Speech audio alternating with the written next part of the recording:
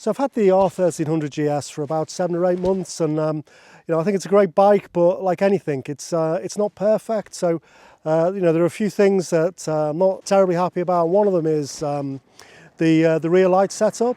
So unlike on most bikes where you have a separate rear brake and running light and then 2 indicators, the 1300 just has 2 indicators that also do the running light and brake light function.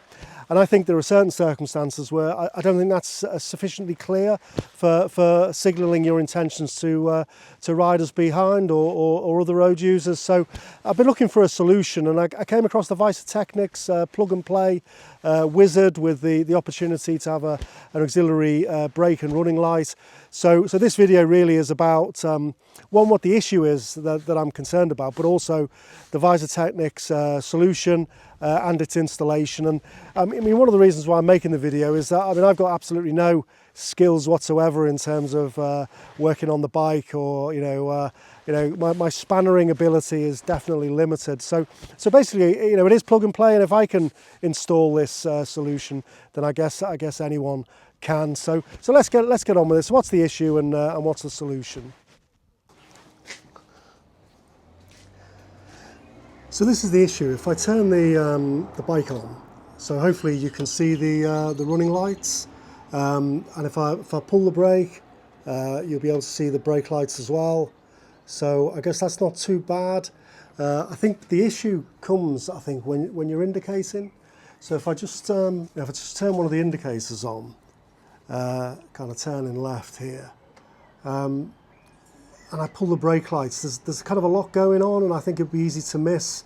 But I think more importantly, if you were feathering the brake, I mean, say approaching a line of traffic, or you know, you were just going to turn left and you were feathering the brake a bit, then I think you know, it might actually be pretty hard to see that. So that's the problem that we're trying to solve. Right, so this is what you get in the box. This is the Weiser Technics Wizard, and basically the way that it works is left and right indicators on the bike. Basically, this you unclip the indicator wire and plug this in the middle, so it becomes part of the circuit. And then on for the right hand side, you've got the same thing. You know, you plug this in to the existing connectors to introduce this into the circuit. So what that does is it changes the lighting sequence. So as I explained before, there's a lot going on in the GS lighting pods, and what this does is basically, if you're indicating, it turns off the running light and the brake light, so all you can see is the flashing indicator. So that's what the Wizard does.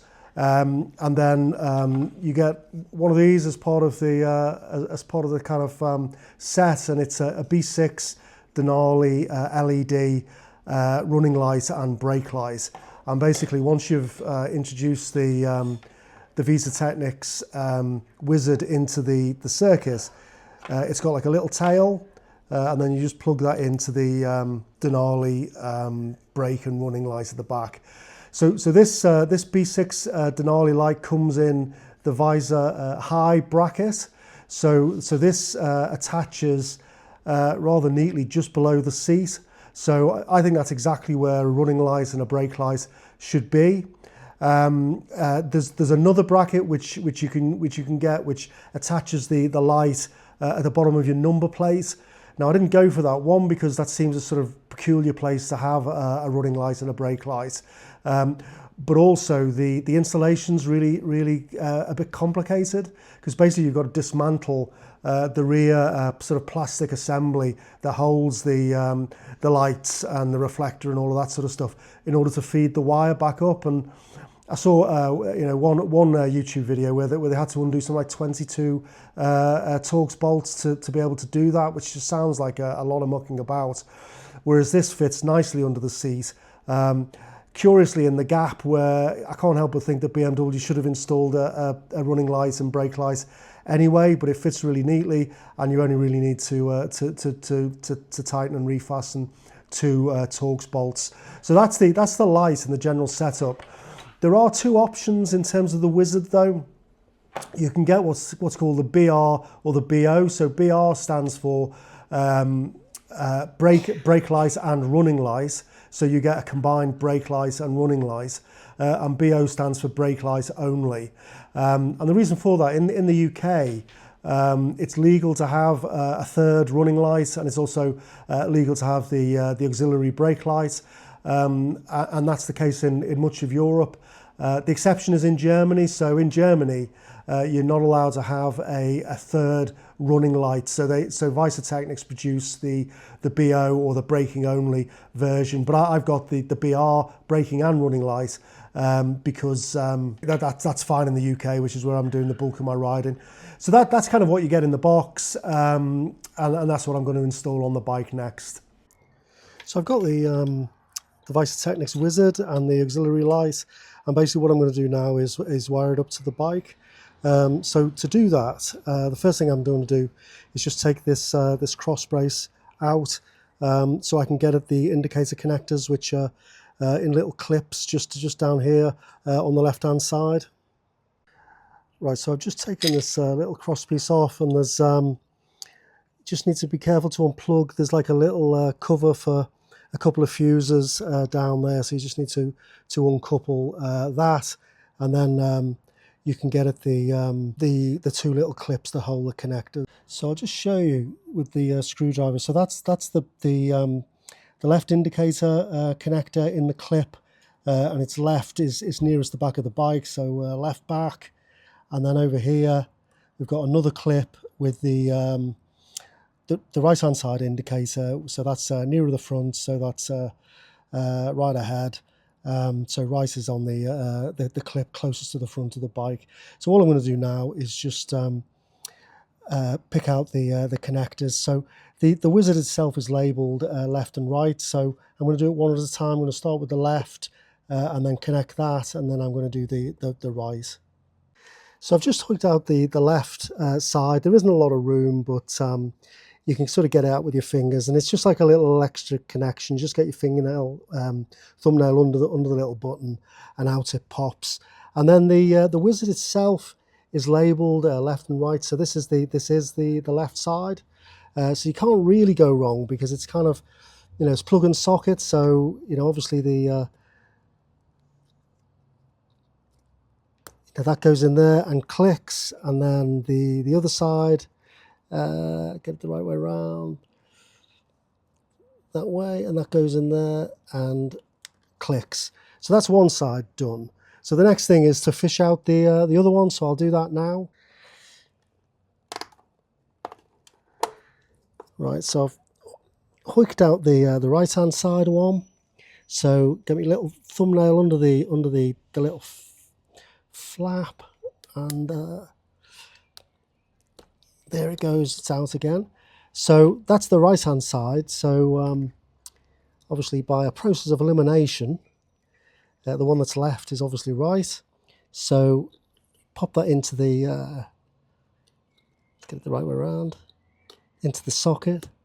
See, the positive thing about this is you can't actually get it wrong. Is that on? Yep, that's on. And then the other side.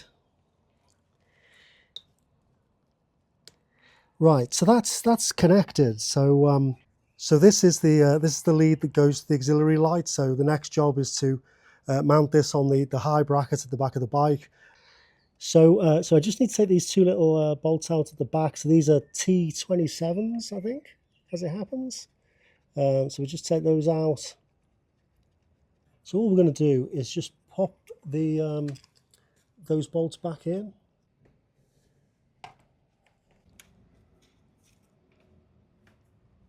So that is pretty much the installation of the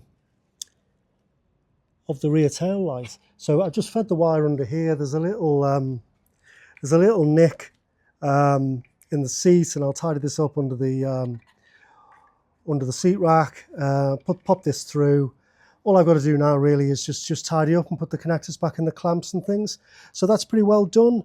And in terms of this high level fitting, I prefer this because there's an alternative where you can have it at the bottom of your number plate. But I think up high is a more natural place for it to be. And in fact, on the GS 1250, that's where the tail light and running light was. And I can't help but think that BMW should have saved me a job and put that there in the first place. So before I disappear, let's just test that everything's working. So let's just turn the bike on. So with a bit of luck, the running lights, all three running lights should be on. Just check the brake lights. So the brake lights, all three should be lighting up as brake lights. And then the real magic is the indicator. So if I signal right now, it should just be indicating in the right hand side. No, there should be no running light, no brake light. When I pull the brake light, you know, there should be nothing else going on the right hand side. And if I switch over to the left, again, you know, you've got running lights and brake lights on the right hand side, and in the middle now the new auxiliary one. But on the left hand side, it should just be indicating, nothing else going on. Now I think that's a lot clearer. So that's it really. So just got a bit of tidying up to do, and then job's a good one. And to be honest, I'm definitely no great shakes with a spanner. So to be honest, if I can do this installation, you know, anybody can do it. And as I say, there's much better videos showing the detail and the technical side of all of this. And I'll put the links in the description. But this is just an illustration that, you know, just about anybody you know, can do this installation. And the Weiser Technics Wizard plug and play really is just that. You just plug it in and it works. So I hope that was helpful. You know, if you've got a GS 1300 and you're concerned about the rear light setup, then I hope this has given you some food for thought about potential, or at least one potential solution. You know, at the end of the day, it doesn't matter how many, you know, lights you've got on the back of your bike. If you know, if a driver behind you is on their phone or not paying attention or whatever, you know, then accidents are still going to happen. There's no guarantees, but you know, this is all about the odds and probability, and I can't help but think that by missing a dedicated rear brake and running light, BMW have maybe moved the odds slightly in the wrong direction. And what I'm hoping with this solution, that maybe we're just turning the dial back in the right direction. So that's the video really. I hope that was useful, and I'll see you next time.